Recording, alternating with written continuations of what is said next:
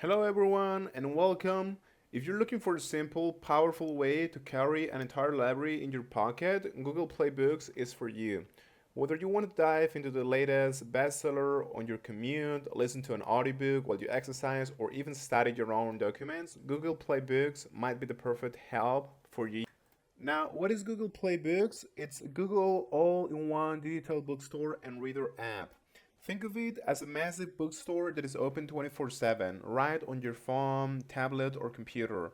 Any book or audiobook you purchase is going to be stored in the cloud and sync across all of your devices. So you can start reading on your tablet at home and pick up right where you left off on your phone during your lunch break or something like that. It's available on Android, iPhone, iPad, or any web browser. You can just go to play.google.com/store/books, okay? So let's imagine a common scenario, okay? You want to buy and read the new fantasy novel that everyone is talking about for our daily commute. What are you going to do is you're going to come here into the ebook section, as you can see, and you're just going to look for the relevant category. In my case, it's going to be fiction and literature, okay? So I'm just going to click in here, guys. Here you can basically get like the new releases and the top selling books in this particular category, and there's a bunch of them. But if you want to look for a specific one, let's just go down to the previous page in here, okay, and just use this particular search bar and search for your specific book. In my case, I'm just gonna look for the Game of Thrones books in here. So let's actually click on enter, and as you can see here, we have different options. We have different series which are going to contain all of the A Song of Ice and Fire books. Here you can see different items, okay? And also you can just look for the specific book. If you scroll down to ebooks, as you can see here, we have the book itself, which is called Game of Thrones, okay, from the A Song of Ice and Fire saga. One great feature that I like is that you can just read a free sample of almost any book to see if you like it before you buy it. So let's actually click on sample here. So if you decide that you want to buy it, you can just click on this button, of course. Like I said before, you can confirm using your Google account, and the book is going to be instantly added to your library forever, which I'm going to show you how to access later. For the time being, let's click on the sample here. Here we go. As you can see, it looks pretty good. Here in the bottom, we have the pages that we can actually scroll to. The ones that are marked gray with this kind of lines, we cannot access because this is just a sample, but we can access, the first like 10 pages or so. Okay, guys? What I like about this is that you can customize the look.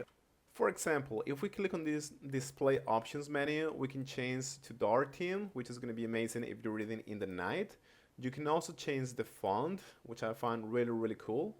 And you can also change the font size, okay, to make it larger or smaller, depending on if you maybe have, some side issues, okay?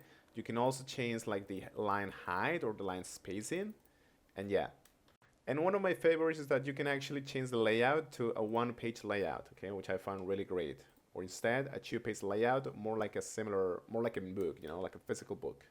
You also have access to all of the chapters if you click in the contents menu here. You can scroll down to any chapter you want to do, okay? And you can also add a bookmark in a particular page. In this case, I'm just going to add it here, and that's how it's going to look. I added the bookmark on page 1. Now, if I want to access those bookmarks, I'm just going to go to the content section. I'm going to go to bookmarks, and there I have it, guys. Google Play Books is also a powerful study tool. As you're reading, you can use long press on any word or sentence. You can just select it, as I'm going to do here, for example. And you can do different stuff, okay? The most important one for studying is that you can also add your own notes, okay? So if you just click in here, you can just say interesting or, study for later or something like that, okay? And you can mark this a certain color, for example, orange, red, green, and so on and so on. So I'm just going to save it in here, and that's how it's going to look. And if I go to this particular icon here we have our note, which says interesting, okay? And you can edit it or you can delete it also. If you want to access all of your annotations, you can just come to the annotations menu and you can see all that you have in this book, all right? Let's say also that you don't know the meaning of a particular word. For example, I don't know, let's select this word in here. So if you just select a word, what's going to happen is that you're going to get the translation, or not the translation rather, but more like the meaning of it. Okay, and if you open it, if you click on more, the Google Dictionary is going to open and it's going to tell you what the word is about. You can also translate it to another language if you just select it. Instead of double clicking it as I did in here, you can also like select it, like drag across your mouse, okay, and click on translate. All right, so yeah, and that's pretty much it for books. Just remember that you can also search for words in here. If I search for, I don't know, kin, we have 196 results in these books, and you can also change to a full screen mode to read better. All right, now what about audiobooks? The process is just as simple. You can just find them here if you click on audiobooks. Okay, and you can just search for the specific one that you're looking for. Also, if you just go to the search bar, you can look for your specific like book. So yeah, you can just access any of them and you can play a sample just as well. Prologue. You're gonna have all of these standard controls, but my favorite is gonna be the ability to easily scrap through chapters. You can also set like a sleep timer so it turns off automatically, and most importantly, you can adjust the playback speed. Okay, I recommend using 1.25 because the default voice is actually very, very slow. So yeah, guys. Now let's say that you want to upload your PDFs. You can absolutely do this, and in my opinion, this is the best feature of Google Play Books. Okay, you're not limited to just the books in here. You can also upload your files. So let's just go to your library in here, and as you can see, we're gonna have the different things that we visited and we listened or read about. And you can create different shelves with your categories, your favorite books, and so on and so on. And most importantly, you can upload your files from this button here, from Google Drive or from your computer.